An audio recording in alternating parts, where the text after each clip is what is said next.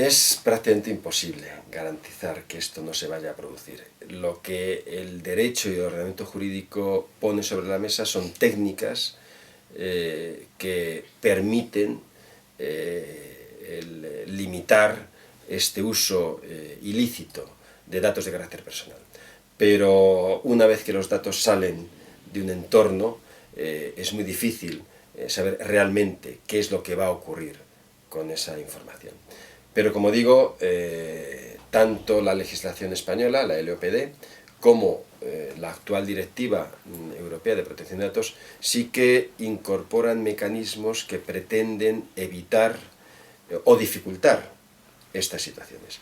Y me refiero fundamentalmente a todo el régimen de las transferencias internacionales. Una de las máximas preocupaciones del derecho europeo es que, pese a que los datos estén protegidos en el ámbito territorial de la Unión Europea, no lo estén fuera de las fronteras europeas. Claro, el tema es difícil de resolver. ¿Por qué? Porque en un ámbito en el que las normas se mueven en base a un territorio, nos encontramos, sin embargo, con una realidad que es la de la circulación de los datos que no conocen fronteras. Internet se compadece mal con normas territoriales. ¿Qué es lo que, por tanto, se puede hacer y qué es lo que intenta hacer el legislador? Como digo, tanto el comunitario como los legisladores nacionales. Pues establecer mecanismos que pretenden garantizar el buen uso de los datos. ¿A través de qué? A través de la figura, por ejemplo, del nivel adecuado de protección de datos de carácter personal. La Unión Europea reconoce que determinados países fuera de la Unión, en base a su normativa propia, tienen una protección de datos o cuentan con una protección de datos que se puede considerar semejante, adecuada a los niveles, a los estándares de la Unión Europea.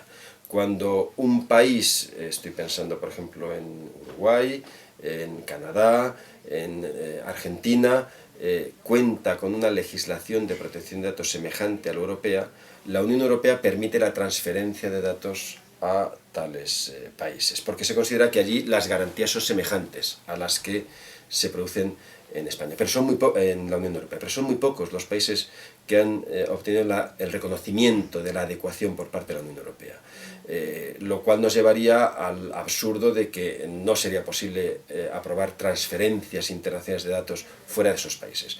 Hay otro mecanismo en relación con Estados Unidos que es el llamado mecanismo de puerto seguro.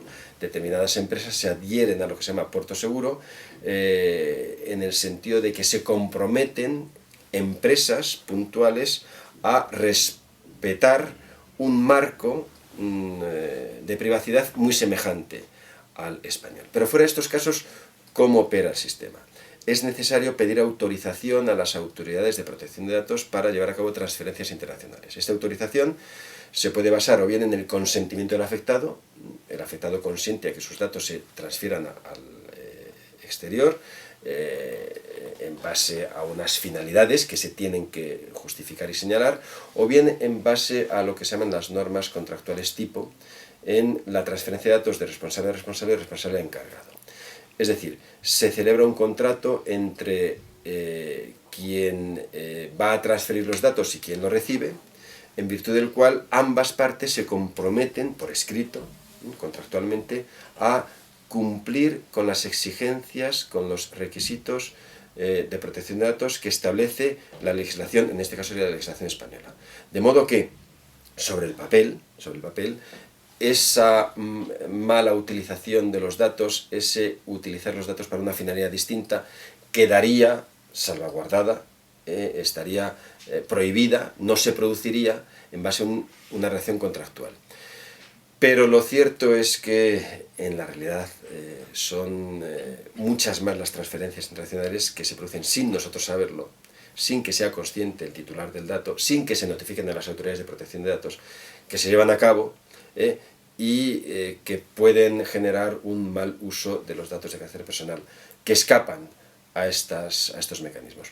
Otro de los mecanismos es el de las llamadas Binding Corporate Rules, que antes se citaba, normas corporativas vinculantes que se suscriben en el marco fundamentalmente de una multinacional y que permite la transferencia internacional de datos entre las distintas empresas de una multinacional que puede tener sedes en múltiples países en donde ni siquiera a veces hay legislación de protección de datos.